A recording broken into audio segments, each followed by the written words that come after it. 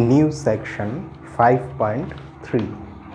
In this section we are going to construct the real numbers, and in our construction we are going to use a new formal symbol, lim.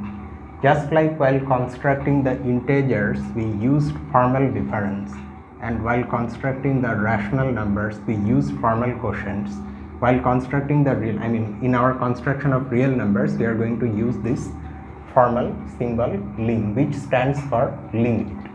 We will see eventually that this notion matches with the notion of limit that we have already come across in calculus, and when that match happens we will have no need of these formal symbols and we will discard them, just like we discarded these formal symbols. So let us start this section with the definition of real numbers.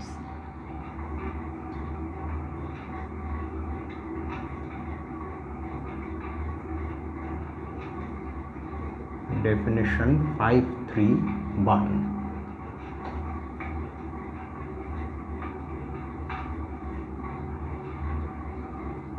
Real numbers.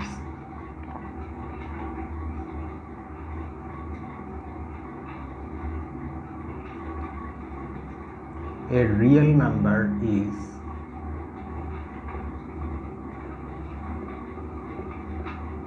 defined to be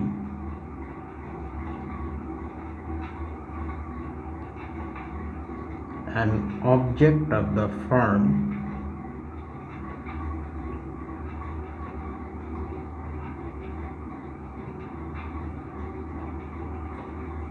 lim an,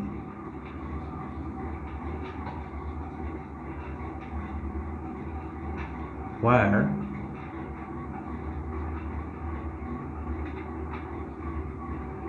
an is a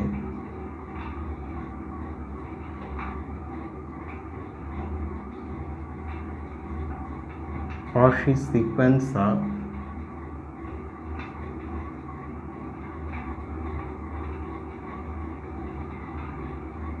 rational numbers.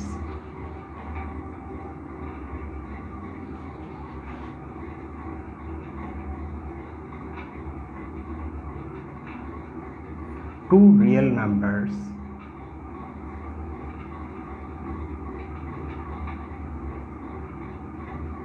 lim an and lim bn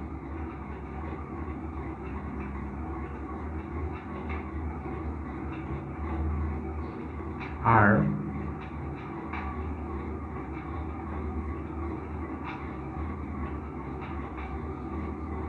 defined to be equal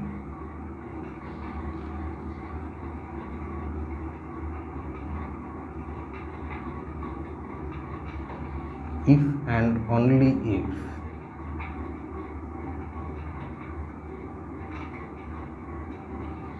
the Cauchy sequences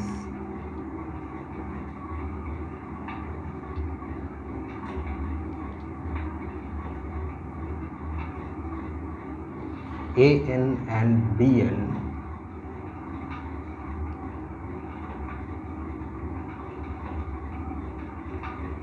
are equivalent.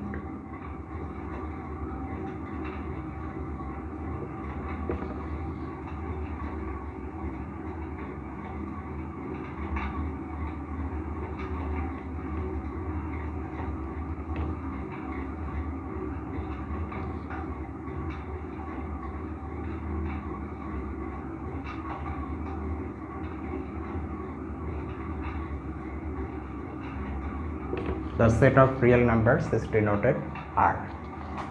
Okay, so every real number is defined to be a symbol of this form, where we have that symbol lim, we have n tends to infinity. You already know where this symbol is coming from. It is coming from calculus, and there we have already seen limits of sequences. So from that place this symbol is coming.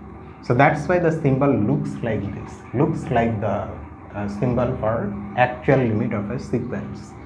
Now here an is a Cauchy sequence of rational numbers, but you have to understand that this is a formal symbol. It only has the form of a limit. It's not actually a limit. As of now, it's just a symbol associated to a Cauchy sequence, or rather it's the other way around. For a given real, a real number is an object that is coming from some Cauchy sequence, that is for which there is a Cauchy sequence, and two real numbers. So these symbols are defined to be real numbers, and two such real numbers are defined to be equal if and only if the corresponding Cauchy sequences are equivalent. It's not that we are defining them to be equal if and only if an is equal to bn. No, that is not the definition of equality. It is somewhat more relaxed. The sequences, Cauchy sequences from which these real numbers are coming, they need not be identical for the real numbers to be equal. They only need to be equivalent, which we have already seen in the previous section. And the set of real numbers is denoted by this R. Okay, now let's look at an example that illustrates this.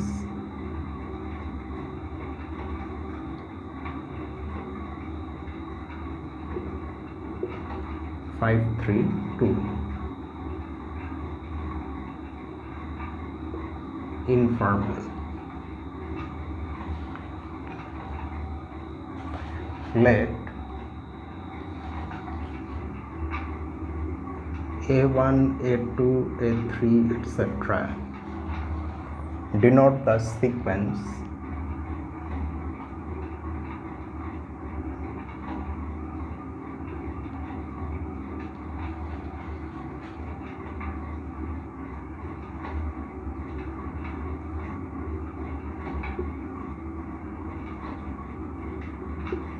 one point 414, 1.4142. We have already seen this sequence quite a few times.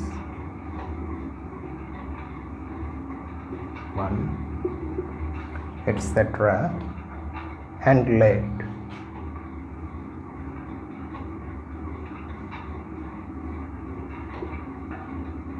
B1, B2, B3, etc.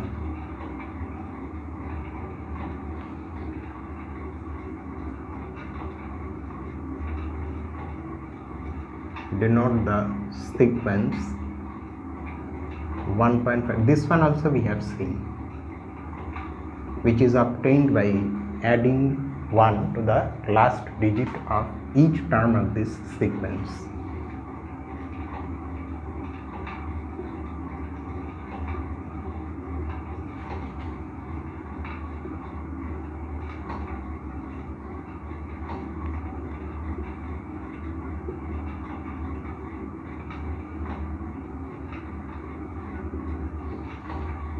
So these two sequences we are considering.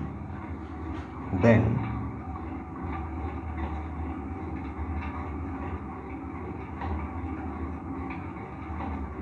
lim an is a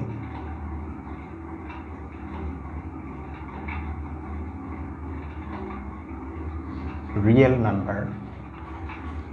The statement that lim an is a real number is based on the assumption that this sequence is a Cauchy sequence. Note that in the definition we require the sequence to be a Cauchy sequence, without which this definition makes no sense. So here we are just simply assuming that this sequence is a Cauchy sequence. The fact that we don't even really know what the terms of the sequence are, except for first few terms, makes this example informal. Okay, so that's why it is informal, but we are assuming that we, in a vague manner, we know that this sequence is a Cauchy sequence, and in fact we know what the sequence actually is. Now this is a real number. We are not, note that we are not saying it is equal to square root of 2. Those things haven't come yet. It is some real number, and like that, lim Bn is also some real number, which also is based on the assumption that this second sequence is a Cauchy sequence. And is the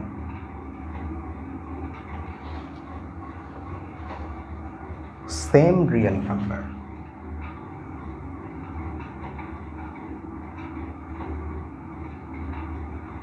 as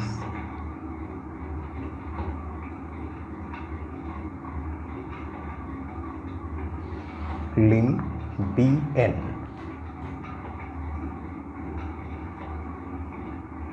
Because not only are these sequences Cauchy sequences, but they are equivalent.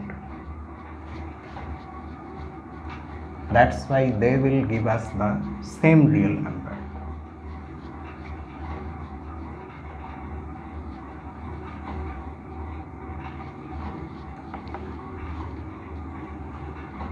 Because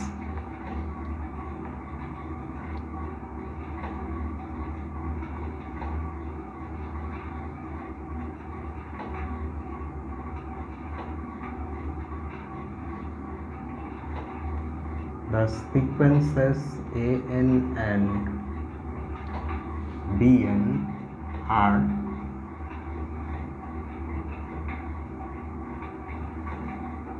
equivalent.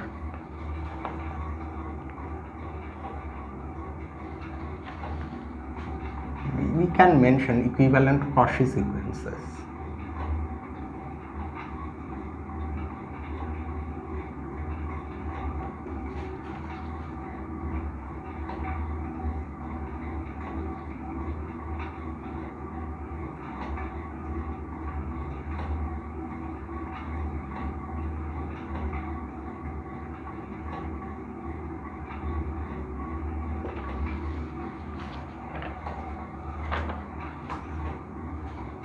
Okay, now we are going to name these symbols something. We are going to call them formal limits.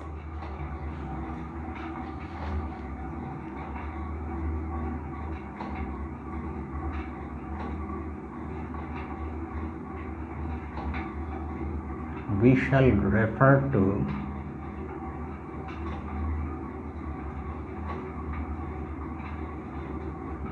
this as the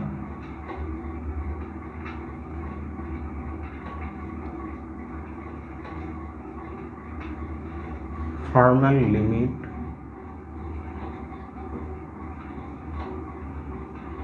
of the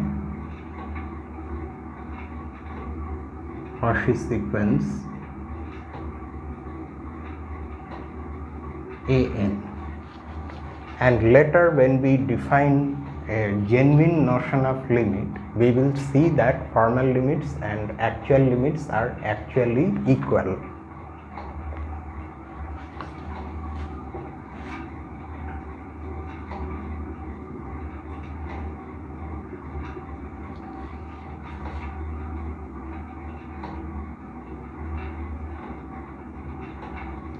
Later on, we shall define a genuine notion of limit.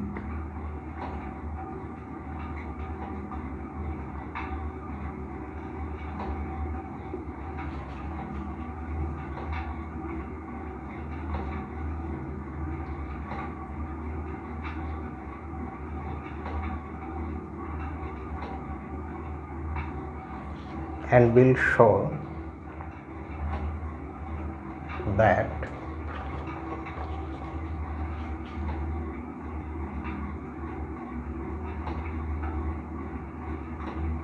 the formal limit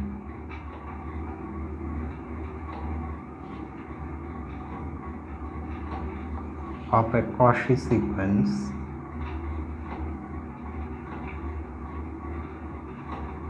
equals its actual limit.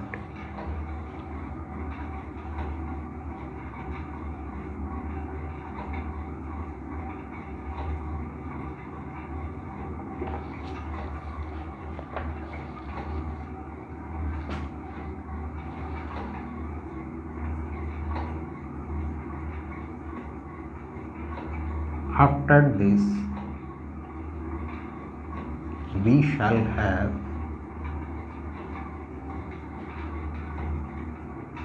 no need of formal limits.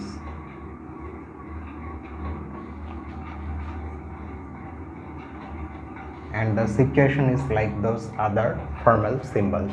Let me put some ink and then we will continue.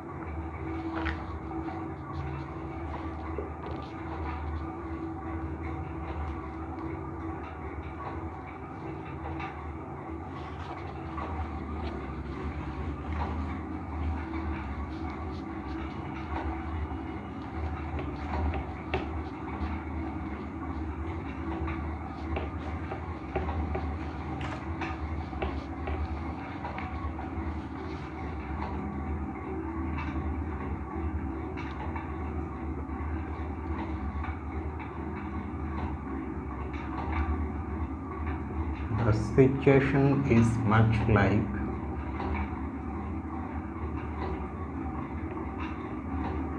what we did with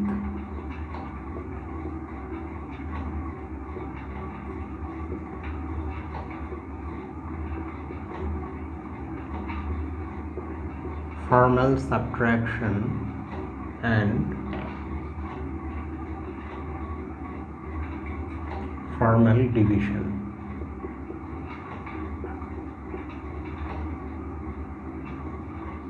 These formal symbols were also discarded once their need was over. Okay. Now the fact that we defined real numbers like that, and we also defined when two real numbers are considered to be equal, is not enough. We have to show that our definition is well defined in this sense.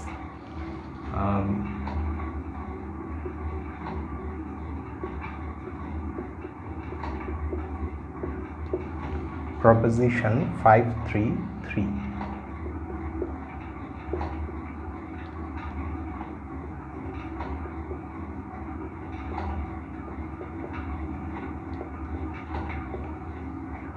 It's titled Formal Limits Are Well Defined.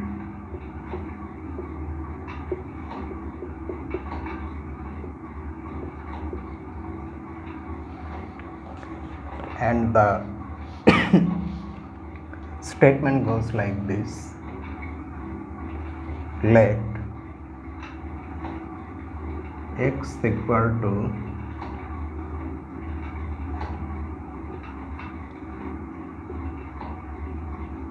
lim an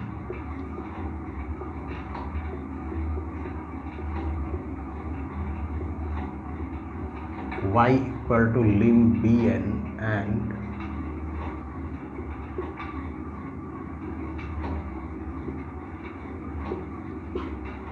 z equal to lim cn be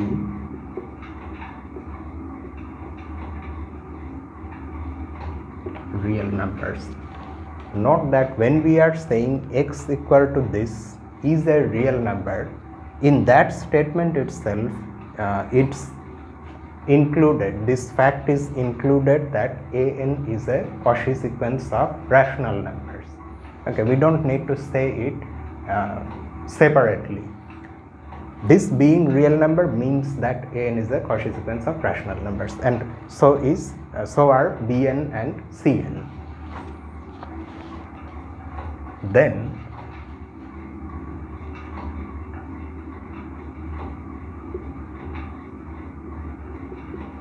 the above definition of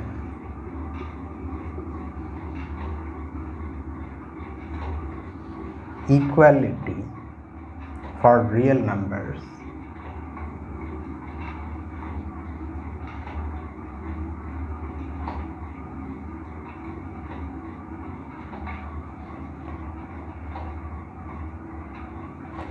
then with the above definition, with the above definition of equality for real numbers, we have x equal to x. This may look stupid, but actually you have to do something to prove this. Note that we are defining a real number as the formal limit of a Cauchy sequence of rational numbers, and according to our definition of equality, two real numbers are considered to be equal if the corresponding Cauchy sequences are equivalent. So here 1x may be given by, x may be given by more than one Cauchy sequence which are equivalent. You then have to conclude that x is equal to x. Of course, for this one, that will just simply follow directly from the definition, but you have to think of these things carefully, because it may happen that what looks like trivial may not actually be that trivial. Also,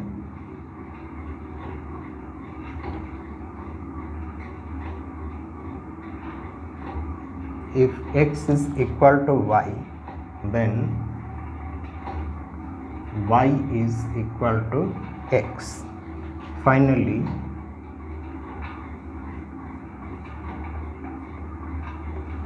if x is equal to y and y is equal to z, then x is equal to z.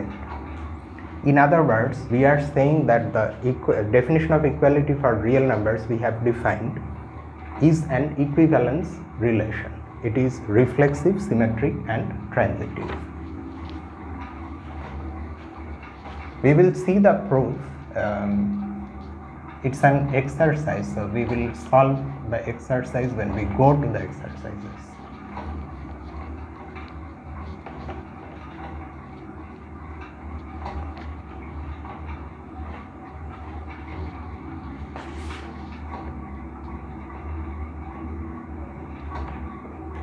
So in place of proof, we have this.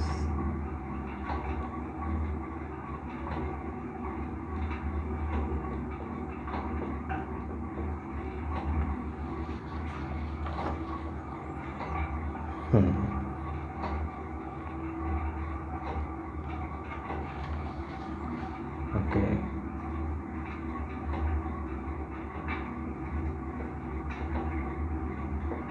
Because of this proposition,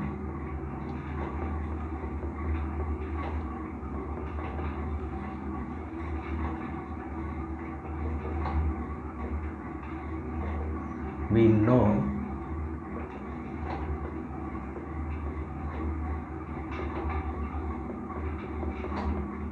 that the definition of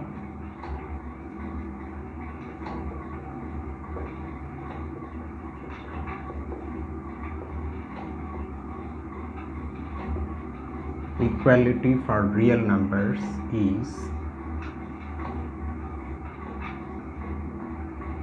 legitimate. That is, it's not a fake definition, just defined on whim.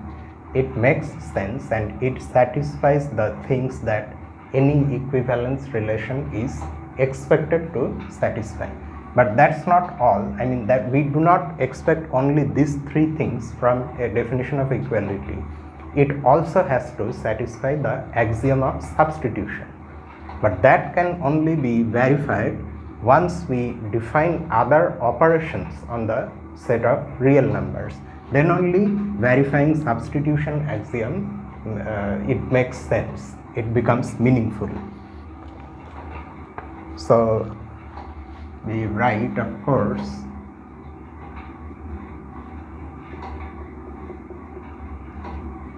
when we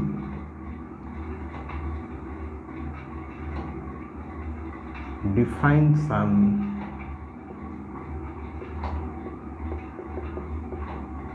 operations on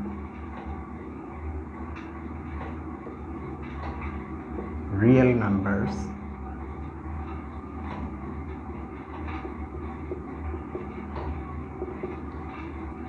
we have to verify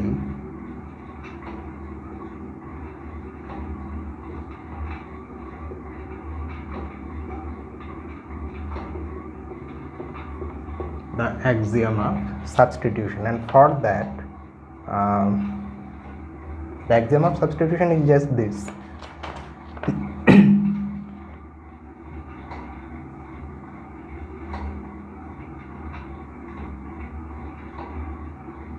Two real number inputs which are equal should produce equal outputs.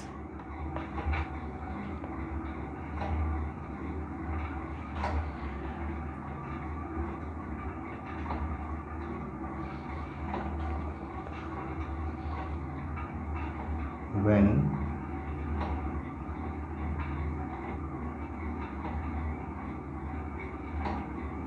applied to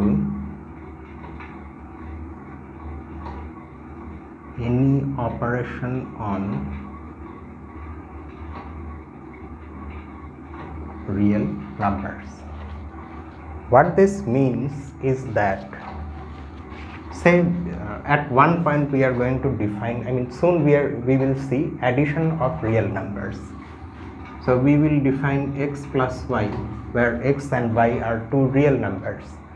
Now, because of the way we define real numbers from Cauchy sequences of rational numbers, and because of the definition of equality for real numbers, for a given real number there may be two Cauchy sequences from which it is coming, which are equivalent Cauchy sequences, and as such they can be associated to the same real number. Say x is given by one Cauchy sequence, x is the formal limit of say an, and x prime is the formal limit of some other Cauchy sequence an, say bn, but an and bn, these Cauchy sequences are equivalent, so that x and x prime are actually, according to the definition of equality, they are equal. Then it better be the case that x plus y is equal to x prime plus y. The choice for the Cauchy sequence that we will have for a given real number, this should not affect the result of an operation that we define on the set of real numbers, whether it is addition or multiplication or something else, because if that happens, then the operation will not be well defined.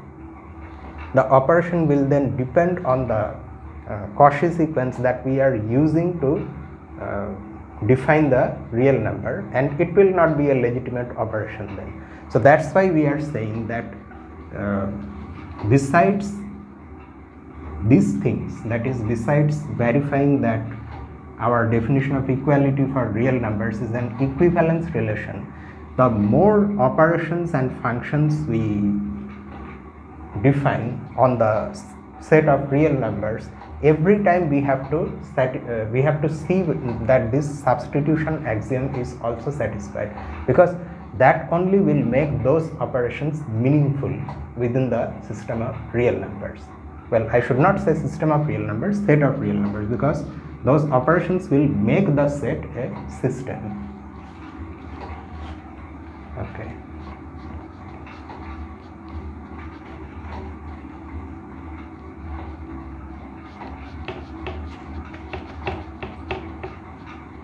So you can already see the difference, we have already talked about it, between the other constructions, that is the construction of the integers from the rationals and integers from the naturals, and the construction of the rationals from the integers, and this construction of reals from the rationals. In the other constructions, there are only finitely many components from the previous system involved. Whereas here you have Cauchy sequences. Infinitely many rationals are needed. Okay. Okay, now the very next thing is addition of reals.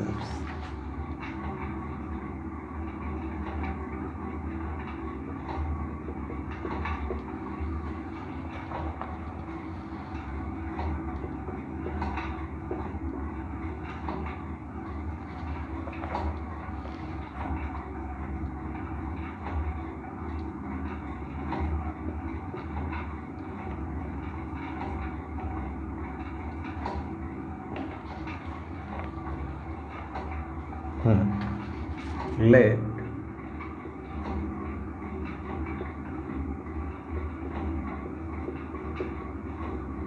x equal to lim an and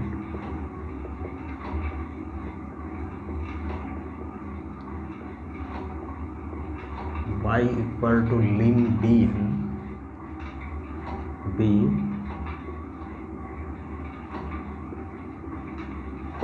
real numbers.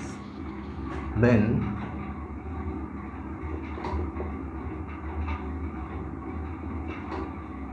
we define their sum x plus y as this.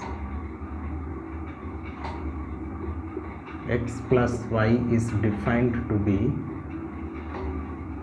the formal limit of an plus bn. Yes, the definition is actually this straightforward. You just have to add corresponding terms of those two sequences, Cauchy sequences, from which the real numbers are coming, and you will get a sequence whose formal limit will be is defined to be the sum of x and y. But, although the definition is quite straightforward, but there are some things with this definition that need to be verified.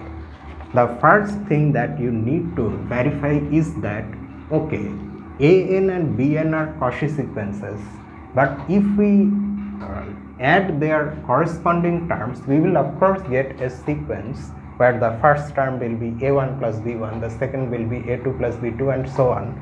But the question remains, is this new sequence again a Cauchy sequence? Because if it is not a Cauchy sequence, then its formal limit will be meaningless. We have defined only formal limits for Cauchy sequences, and they are defined to be real numbers. So that is our first job. We have to see that when we add two Cauchy sequences, the result is again a Cauchy sequence. And then after that, we will have this thing. That is, we have to see that if we, in place of an, if we take an equivalent Cauchy sequence, which is something different but equivalent, then the formal limit does not change. That we have to see. Okay, so we will do these things, but before that, let's look at an example. Example 5.3.5.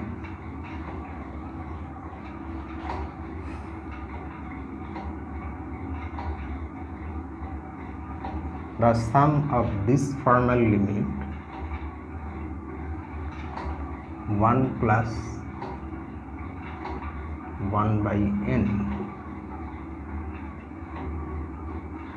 and this formal limit 2 plus 3 by n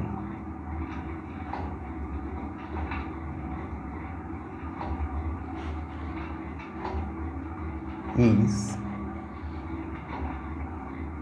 according to our definition of addition, is this formal limit 3 plus 4 by n.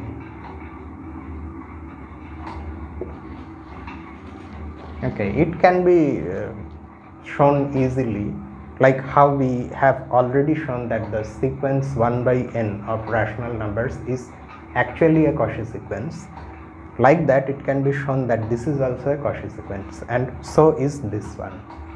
and according to our definition of sum, this is their sum, where one can separately show that this is a Cauchy sequence. So in this case, the fact that the sum should be a Cauchy sequence is true. It is true in this case, but is it true in general? And for that, to answer that question, we have this lemma. I can write here itself. Lemma 536. Sum of Cauchy sequences is Cauchy.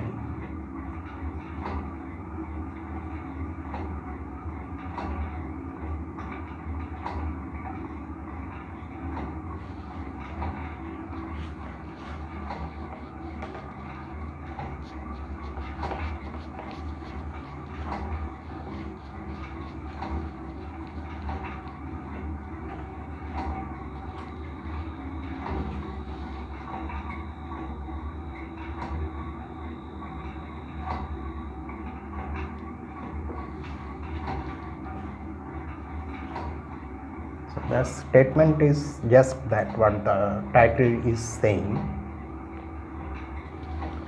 Let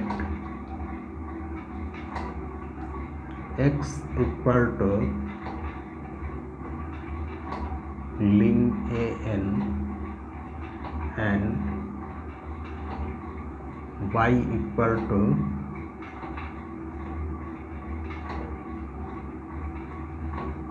lim bn be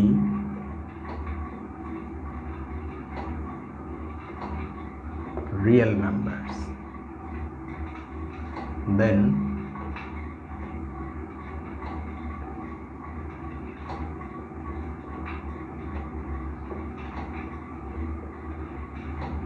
this is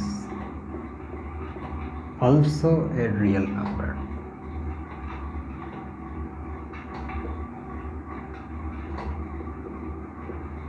That is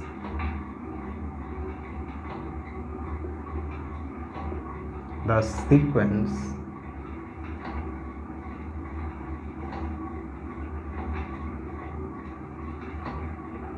is also a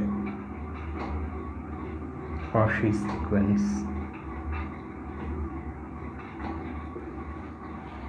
and we are now going to prove this.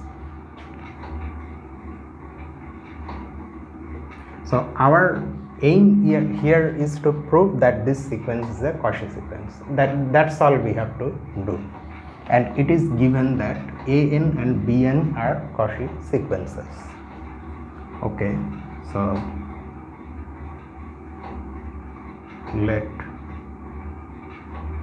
epsilon greater than 0 be any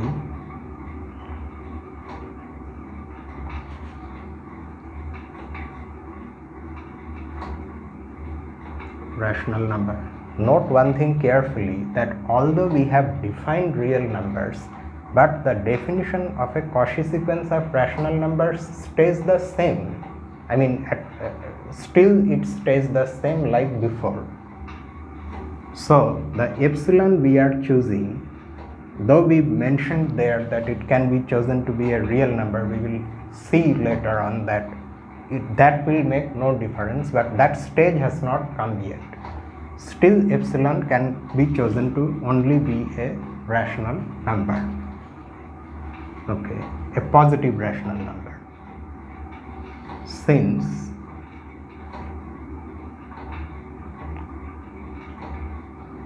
an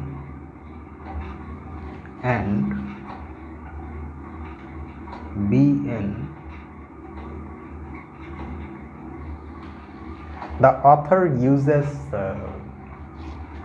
those things again, that is epsilon steadiness, eventual epsilon steadiness, but let's just forget about them and write the definition of a Cauchy, I mean use the definition of a Cauchy sequence in its full detail. Let's just forget about epsilon steadiness, eventual epsilon steadiness. We will write all the things. Okay, we will not use those things anymore. Okay, so these two are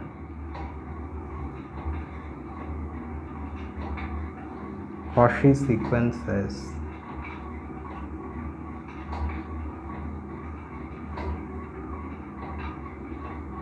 there exist. Both of them are Cauchy sequences. Now we are going to write the condition for Cauchiness for both of them. So for each one of them there will be a positive integer for which so and so things will happen. That's what we will write now.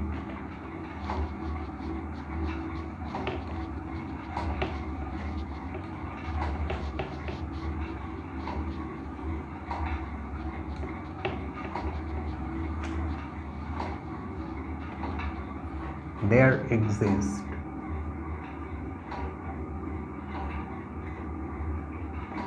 positive integers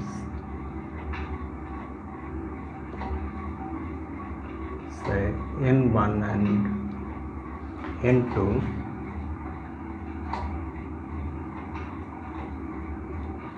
such that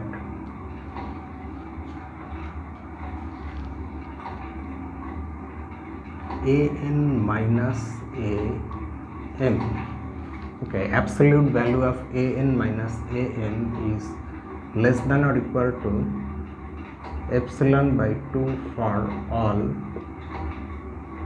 n and m greater than or equal to n1. This is the condition for this sequence to be a Cauchy sequence. You may say we have epsilon here in the definition of a Cauchy sequence. Yes, we have epsilon, but it's also given that this condition is true for any such epsilon. So in place of epsilon I can choose this positive rational number also, epsilon by 2, which is say something else, some epsilon prime say.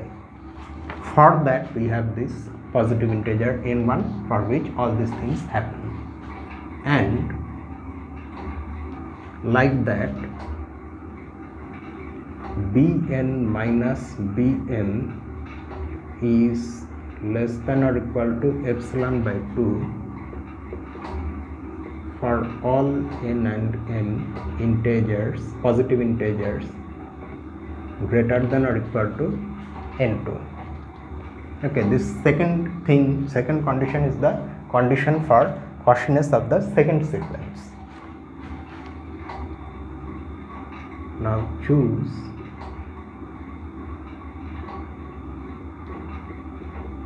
a positive integer n3 that is greater than the maximum of n1 and n2 from proposition 441 or lemma 441, what it was, I don't remember, but there we have seen that for any rational number we can choose a positive integer that is greater than that rational number. I am talking about that result.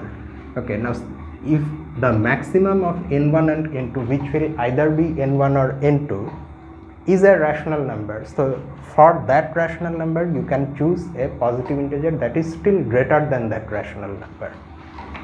Then for any integers n and m greater than or equal to n3, we have, now if n and m are greater than or equal to n3, if they are such integers, then automatically both n and m will be greater than or equal to n1 as well as n2. That is because n3 itself is greater than both of them, because it is greater than their maximum. So we now have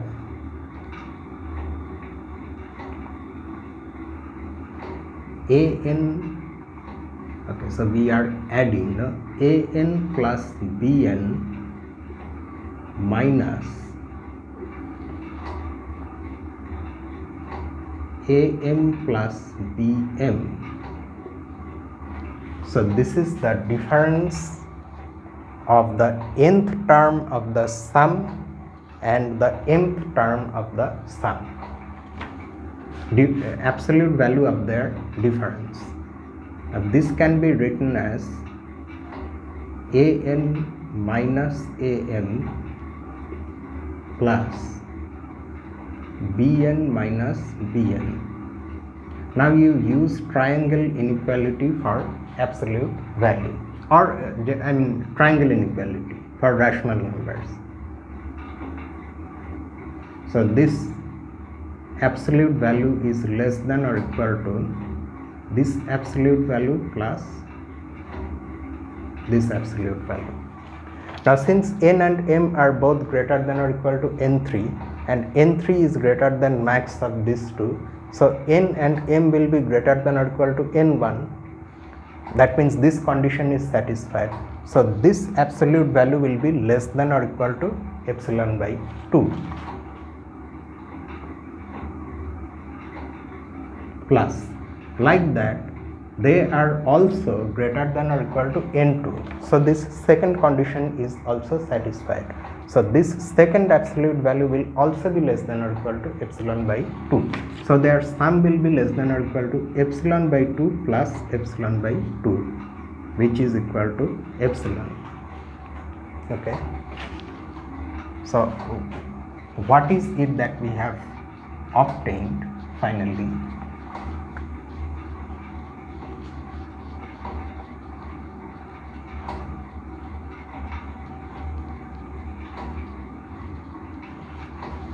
Thus,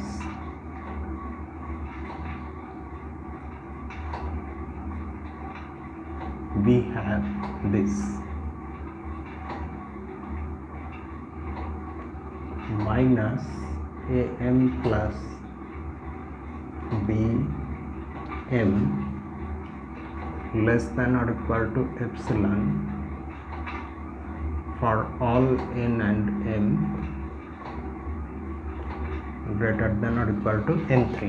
But this is just the condition for the sum sequence an plus bn to be a Cauchy sequence. Hence,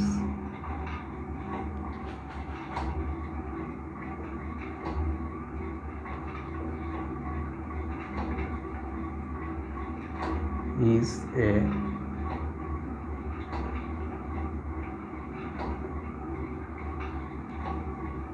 Cauchy sequence, and so its formal limit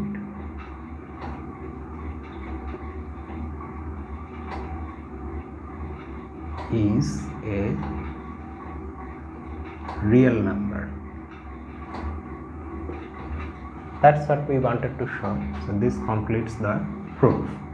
So now we know that in our definition of sum of two real numbers, the definition at least gives us a real number, that the sum we get there of those sequences, that is actually a Cauchy sequence. But we still have to prove that the definition is well defined in the sense that the substitution axiom is satisfied. If we replace one of these real numbers by an equal real number, maybe that is given by an equivalent Cauchy sequence, then the result of this sum does not, that is the sum does not change. That will complete the definition of addition. We can then say that addition is well defined, and then only the question of proving the properties of addition comes. The other thing, it's that thing they are going to say now. The other thing we need to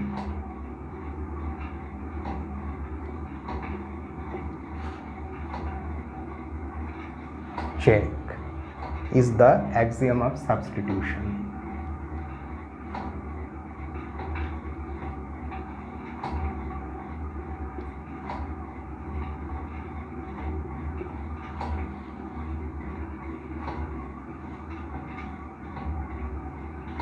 If you have forgotten the axiom of substitution completely, then you have to see section A7. and in our context it will roughly say this: if we replace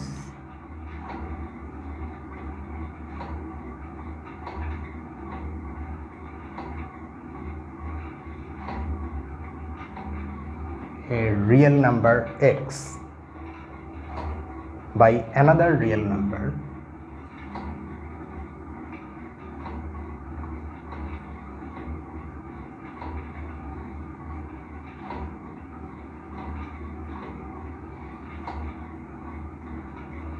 equal to x,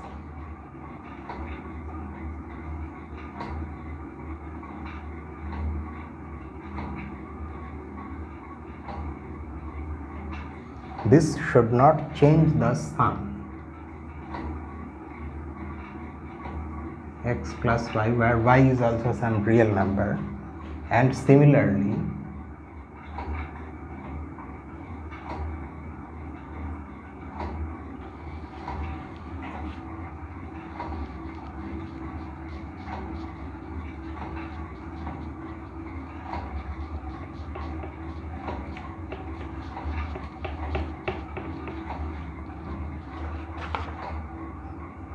if we substitute y by another number equal to y.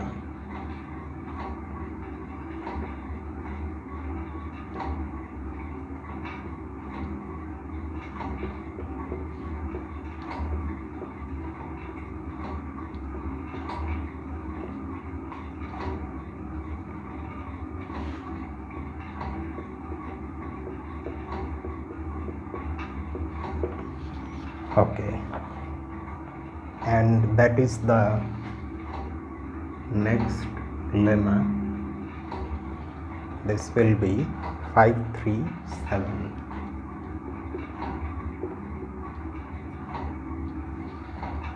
Sums of equivalent Cauchy sequences are equivalent.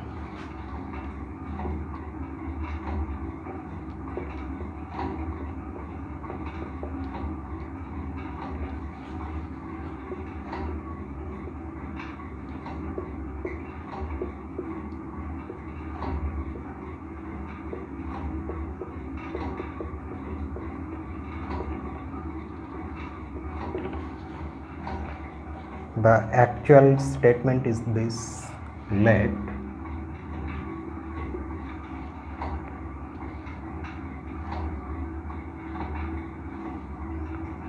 x equal to limit of an comma y equal to formal limit of bn, and x prime is equal to formal limit of an prime. Let this be real numbers.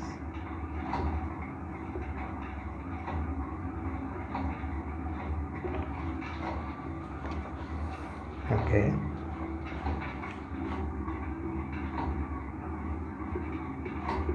Suppose that x and x prime are equal. By definition, this means that the Cauchy sequences an and an prime are equivalent. Then we have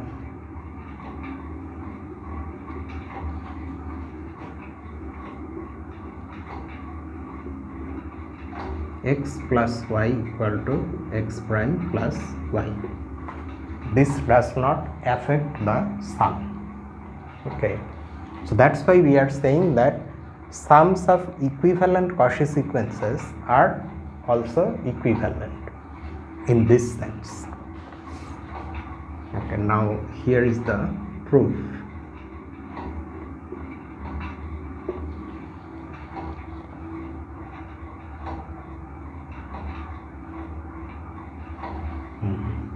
So we need to prove this, which means that this sum means what? It is by definition the formal limit of an and bn. This sum is by definition the formal limit of an prime and bn. We have to prove that these two sums that is these two Cauchy sequences, are equivalent. That's what we have to show. And we are given this. Since x is equal to x prime,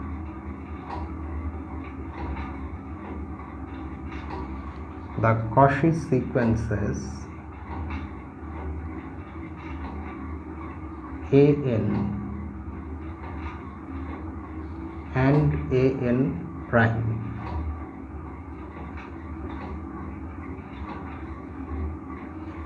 are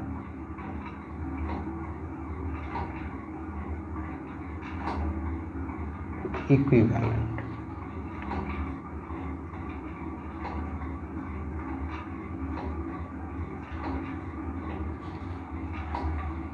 Now we are going to use definition of equivalence.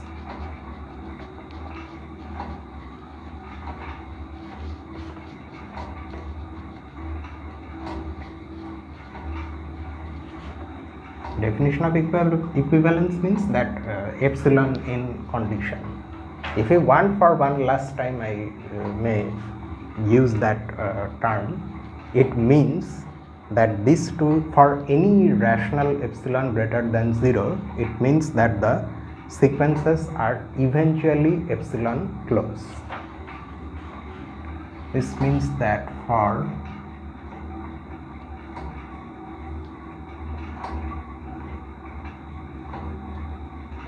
any rational epsilon greater than 0, there exists a positive integer n such that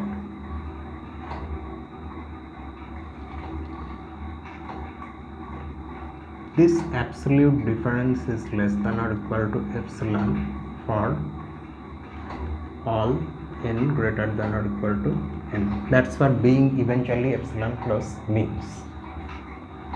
But then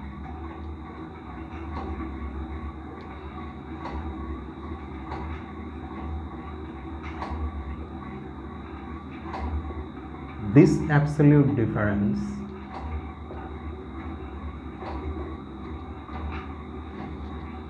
which is nothing but equal to this absolute difference, because bn and minus bn will cancel out, is also less than or equal to epsilon for all n greater than or equal to n. This shows that the sequences an plus bn and an prime plus bn are also eventually epsilon close. And because this is true for any positive rational epsilon, so the sequences an plus bn and an prime plus bn are also equivalent. Thus, the Cauchy sequence, we already have proved that these sums will be Cauchy sequences.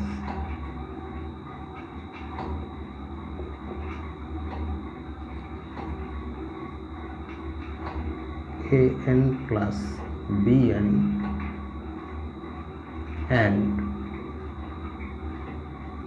an prime plus bn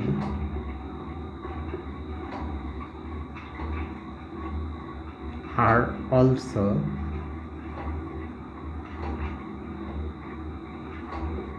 equivalent. Hence,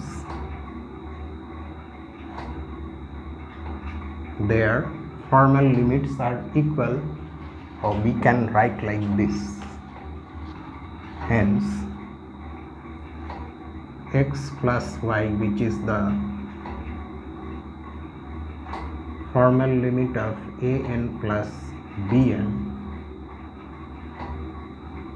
is equal to the formal limit of an prime plus bn,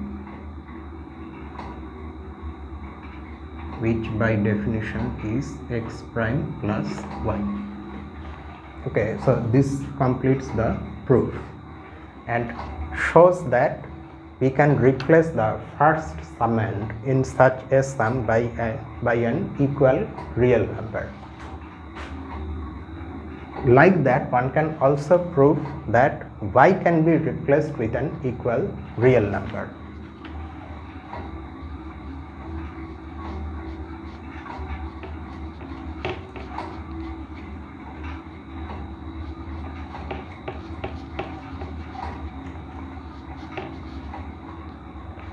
And there is a remark after this regarding that replaceability of y.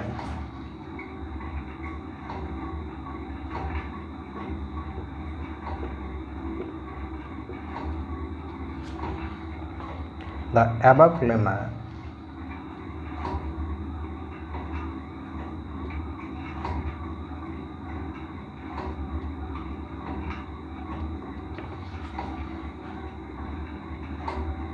verifies the axiom of substitution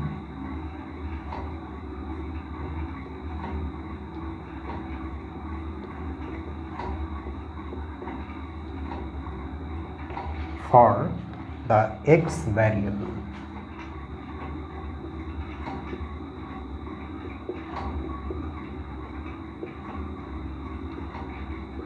in the sum x plus y.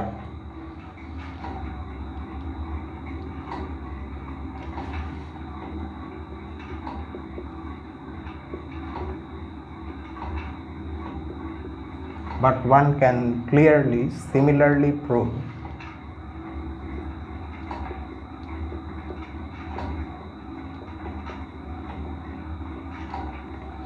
the axiom of substitution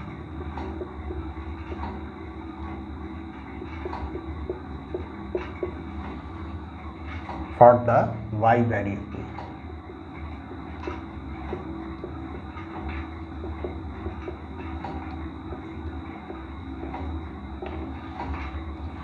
And in fact, to do that, one need not go through again all the hassle of these arguments. One can argue like this.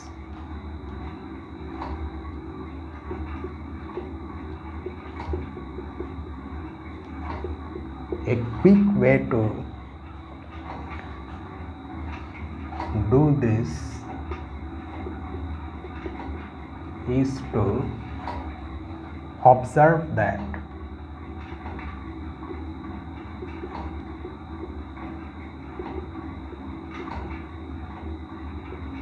from the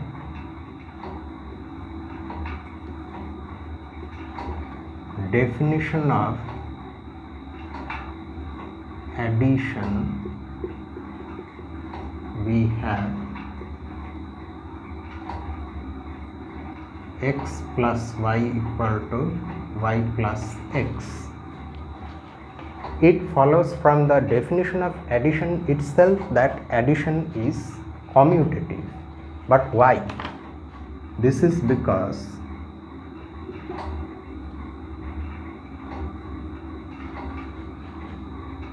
by definition of addition, this is the formal limit of an plus bn,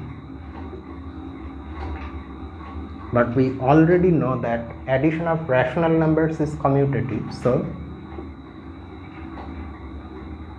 this can be written as bn plus an, and that again by definition is y plus x. Okay, this is fine, addition is commutative, but what does this tell us about this y variable? It tells us this. Say you have two sums x plus y and x plus y prime, where y and y prime are two real numbers that are equal. You have to conclude that these two are equal. How to do that? From this commutative law, you know that x plus y is equal to y plus x, and like that x plus y prime is equal to y prime plus x. Now y is equal to y prime. Now here y has become the first variable. So we have already proved the substitution axiom for the first variable, so these two are in fact equal, and because of that, and applying the fact that equality is transitive again and again, these two things are also equal, thereby proving that you can also replace the second variable with an equal real number. Excuse me.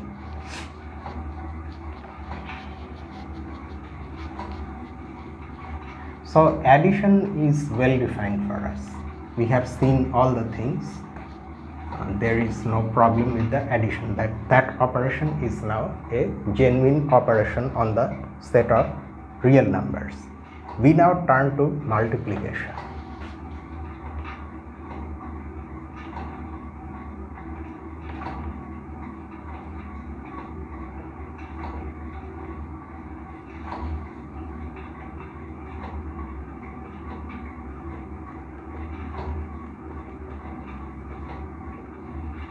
Multiplication of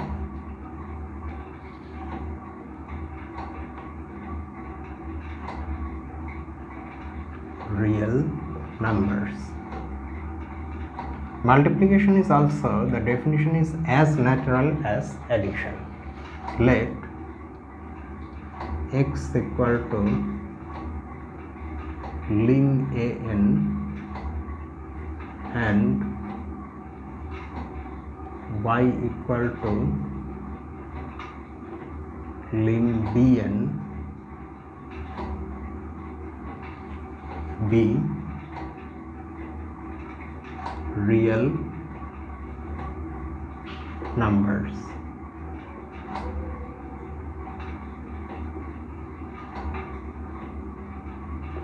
We define their product xy as this. Xy is defined to be the formal limit of an bn. Here also we need to do all those things. We have to show that the product of these two Cauchy sequences is again a Cauchy sequence, and the substitution axiom is satisfied for this definition, and those things are contained in this proposition, whose proof is not immediately available to us, but we will see that proof in the exercises. This is proposition 10.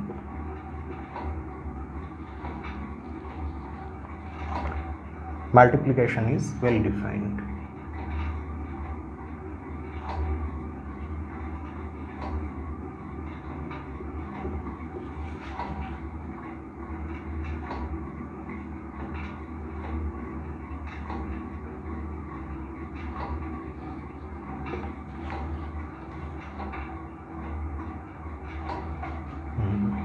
The statement is this: let x equal to lim an,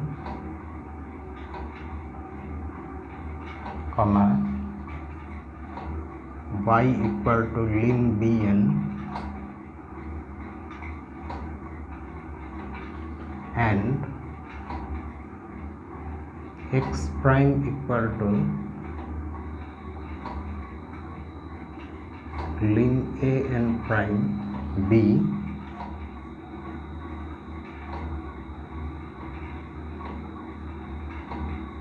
real numbers. The first claim is this.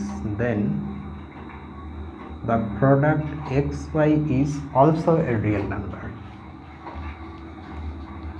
This requires us to show that the product of those two Cauchy sequences is a Cauchy sequence, an and bn.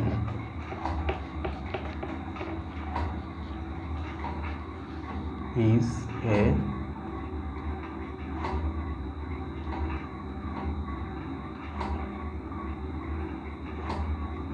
real number. And the second part is the substitution axiom. First is a real number 2.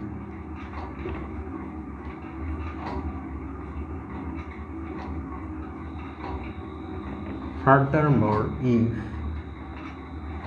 x is equal to x prime, then xy is equal to x prime y. And this is the proof is the second exercise.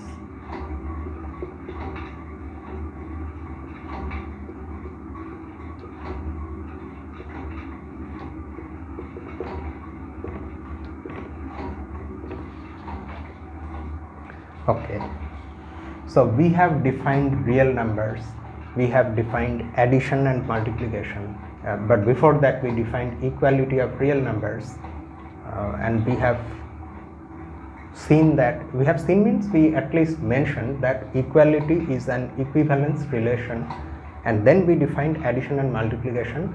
We saw with proof or without proof that both the operations are well defined. It's now time for us to embed the rational numbers into the real numbers. Just like we embedded the natural numbers into the integers, that is, we identified the system of natural numbers inside the system of integers in a sense that does not lose the algebra of natural numbers. That means in the system of integers, we have identified these formal differences, a minus 0, a formal difference 0, where a is a natural number. It turned out that the set of these particular integers behave exactly like the system of natural numbers as far as the algebra of these systems are concerned. More technically speaking, we have identified the system of natural numbers with an isomorphic copy of itself inside the system of integers. Just like that, we have also identified the system of integers inside the system of rational numbers like this.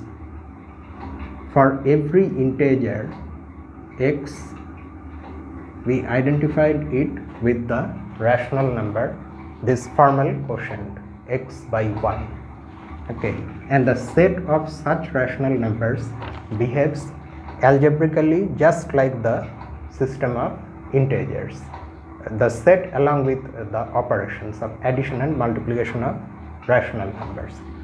Now, just like that, we are going to identify the rational numbers inside the system of real numbers by some such identification.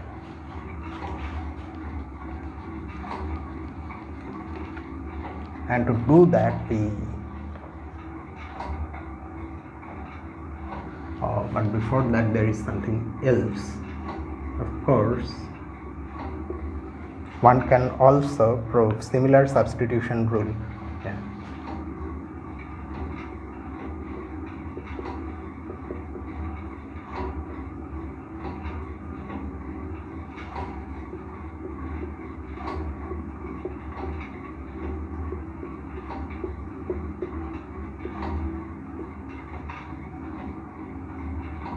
When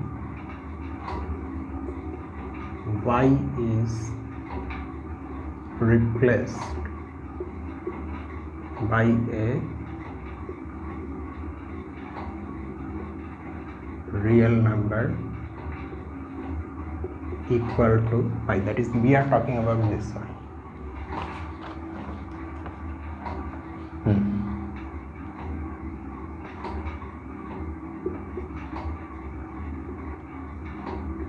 At this point, we embed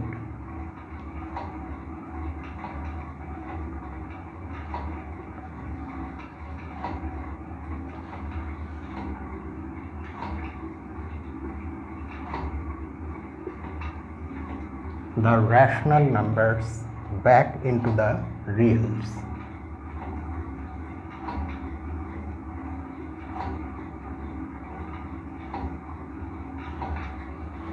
How exactly are we going to do that? By equating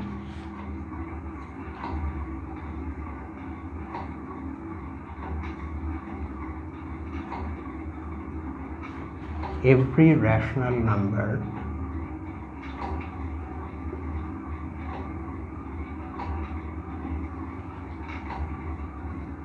q with the formal limit or with the real number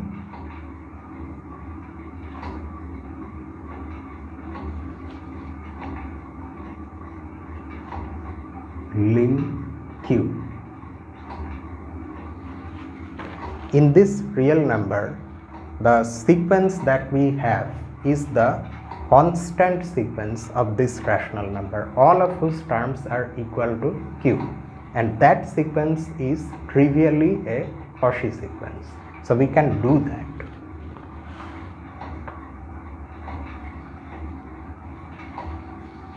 For instance,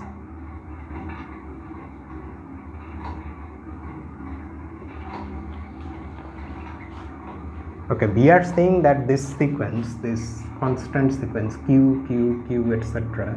is Cauchy sequence, but I want you to convince yourself that this is the case. Okay, don't just take my word for it. You see that this is actually a Cauchy sequence. It will be rather easy to verify the condition for Cauchiness for this particular sequence. For instance, if A1, A2, A3, etc.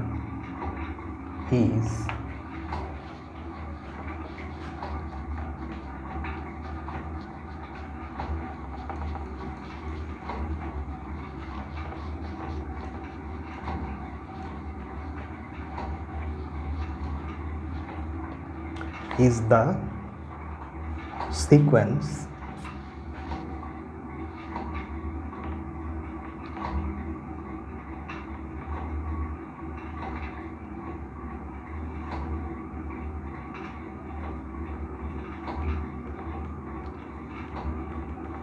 that is where q is equal to 0.5, that is 1/2. Then we set this formal limit,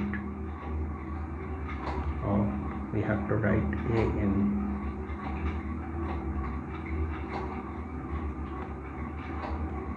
equal to 0.5 according to our identification.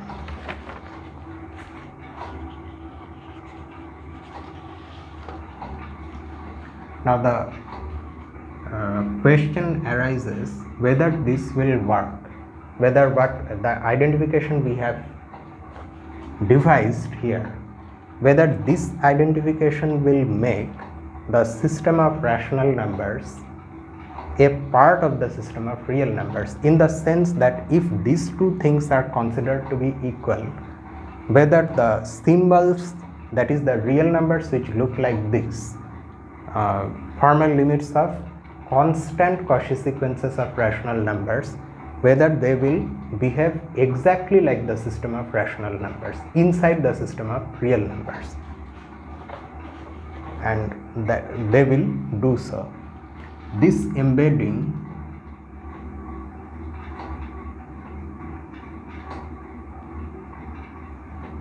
is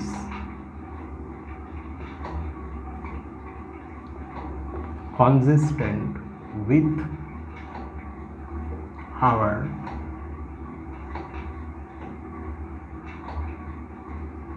definitions of addition and multiplication.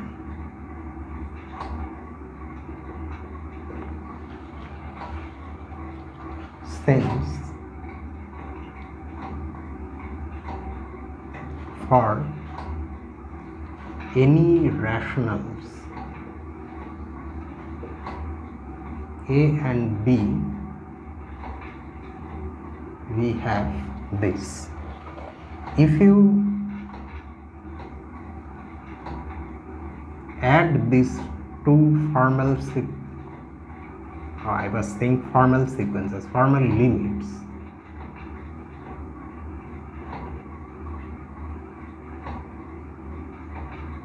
where the Cauchy sequences involved are constant sequences. In the first one it is A, and so on. In the second one it is B, and so on. According to our identification, this is equal to A and this formal limit is equal to B. But according to our identification, once again, this sum is a rational number, which is the formal limit of this constant Cauchy sequence.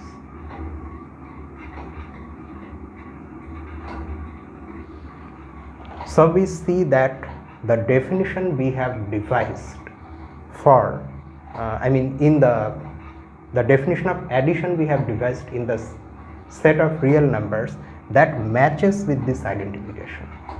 And so is the case with multiplication. And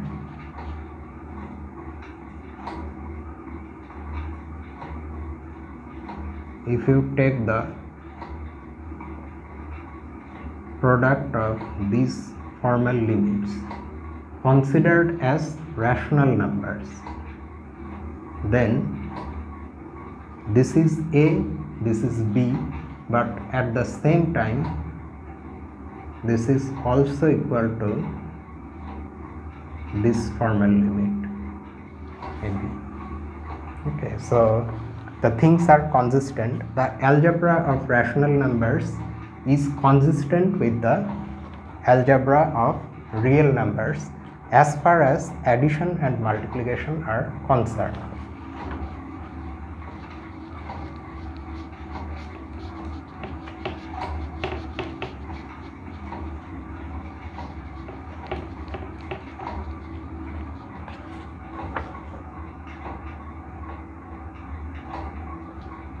This means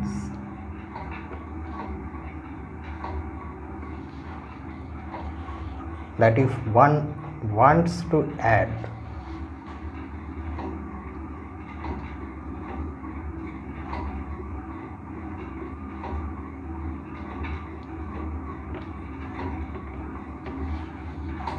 or multiply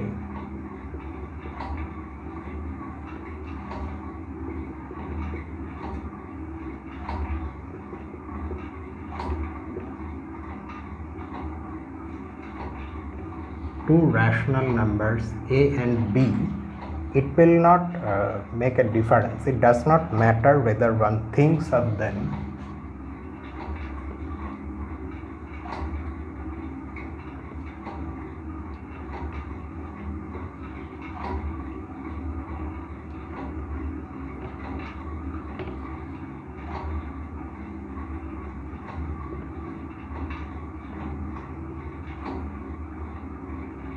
as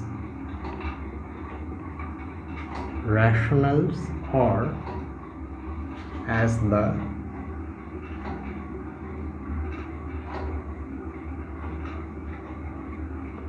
real numbers, these formal limits.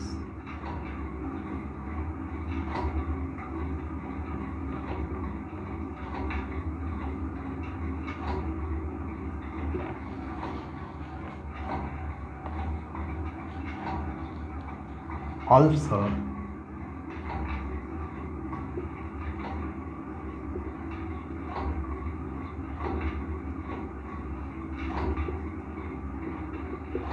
this identification is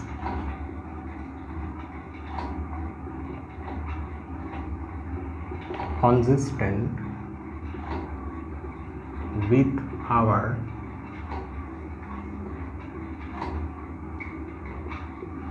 definition of equality for real numbers, or not a single definition, definitions of equality. and for that is the content of the third exercise. What this last sentence means is that whether you are thinking of these two rational numbers a and b as rational numbers or as these real numbers, a and b are equal if and only if these formal limits are equal. In that sense, our definitions of equality are also consistent, or rather this identification that we have devised is consistent with our definitions of equality in the two systems. Now after this one goes on to define negation of a real number, and then with the help of negation and addition one defines subtraction, and then one proves all the laws of algebra just like what we have them in proposition 416, which tells us that in proposition 416 we proved that the system of integers is a ring, okay, is a commutative ring with a unit element. A similar thing is provable here after those things are defined, that is negation and subtraction. That, however, we will do in the next video. But in this very straightforward way of what you can say, cruising through all these things, addition, multiplication, negation, subtraction, identification of the rationals inside the reals, the things seem to be going in a very smooth manner. That will be disrupted when, after proving the familiar laws of algebra, we try to define the other operation, that is reciprocal, which will then be used to define division. When one tries to define reciprocal, the straightforward approach will not work. That is, if you think that you have a real number as this formal limit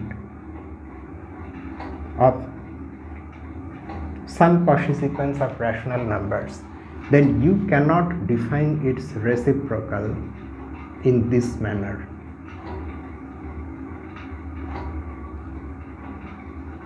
Where an inverse is the reciprocal of the rational number an.